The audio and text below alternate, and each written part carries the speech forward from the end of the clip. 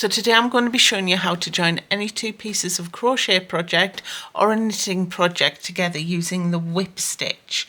So as you can see, it's a lovely neat tidy stitch on the front and the back, and it's also super quick. So it is probably the most go-to stitch for joining fabrics that you've created with your knitting or your crocheting. So to work the whip stitch, we're going to need our two pieces of crochet that we're going to sew together, our scissors, a tapestry needle threaded with a nice contrasting yarn. I'm using this scrap yarn that I have in my bucket because it contrasts with the project, so hopefully you'll be able to see what I'm doing a little bit easier. If you're working on your own project, what I recommend is that you actually use one of the primary colours from either side that you're stitching together. This will make the whip stitch pretty much invisible. You'll still be able to see it a little bit if you go looking for it, but it will give your project just that little bit of a nicer finish, unless of course you're looking for a bright contrast to your stitching. So to start off, what we need to do is slide our edges together. This is how I work my whip stitch. I like to place them together like this, so that it nips the work closed flat. This means that if I'm not quite consistent and I pull a little tighter at some point along the way when I'm pulling my whip stitches through, it's not going to create any puckering or anything that you would notice. So to start, I've threaded my tapestry needle and I'm going to take one of my sections and I'm going to insert my hook through both the front and the back loop. Now I have seen some people do this with only one section of the stitch, but for strength and security I like to go through both. It also makes sure that if my tension isn't consistent or if I pull too tightly, it's not going to stretch the stitches and make it look gappy where I've joined. So we'll insert our hook from the bottom to the top of that first stitch and pull our yarn through, leaving a bit of a tail there for us to weave in later. And then I'm going to go through the corresponding stitch on my second piece of fabric and pull my yarn. Just pull it a little bit tighter there so you can see what's going on.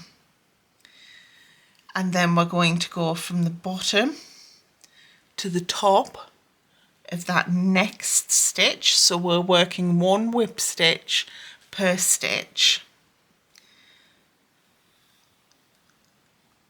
And I will pull my yarn through, and then we'll work from the top to the bottom of the corresponding stitch on the opposite side. And then from the bottom to the top of that first side, I'll work into that next stitch and pull through.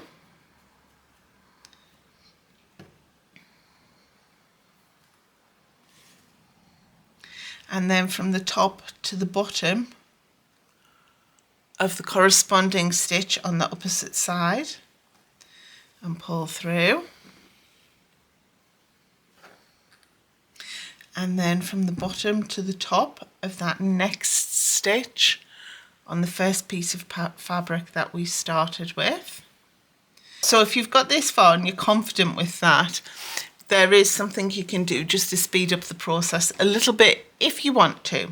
So we can go from the top to the bottom of that corresponding stitch and immediately go from the bottom to the top of the next stitch along on the opposite side and pull through. So we're working both pieces of fabric at the same time. And then we can go through from the top to the bottom of the corresponding stitch on that bottom piece of fabric, and from the bottom to the top of the next stitch on that top piece of fabric.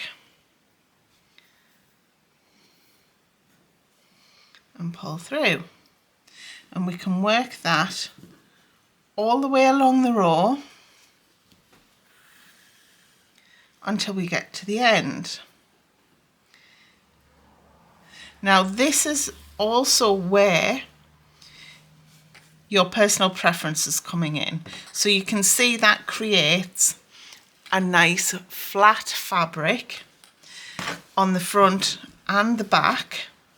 There's no puckering, there's no front loops or back loops that haven't been worked, and it's going to give you a nice sturdy stitch.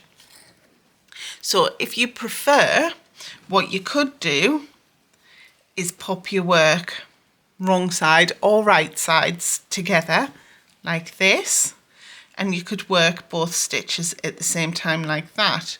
Now if I work a few stitches like this, you'll be able to see potentially the difference that it might make to the finish doing this. So it's just personal preference, and it's something that you can play around with your techniques to work out which way works best for you. But the key when you're working it this way is not to pull it too tightly, otherwise you will pucker your work. And you would do that all the way along the row until you reach the very last stitch. So if I open that up, I don't know whether you can see, there's just a tiny bit more of a bulge there than what there is here, just a tiny bit. I don't know whether you can see that through the camera or not. But as I say, the back of your work looks very neat and tidy either way, and it's just personal preference. I hope you found this tutorial useful. Please feel free to like and subscribe to the channel, and I hope to see you soon. Don't forget to check out the description below for the links to the blog post tutorial for this, as well as links to where you can find these two particular patterns. Take care, and I'll see you soon. Bye.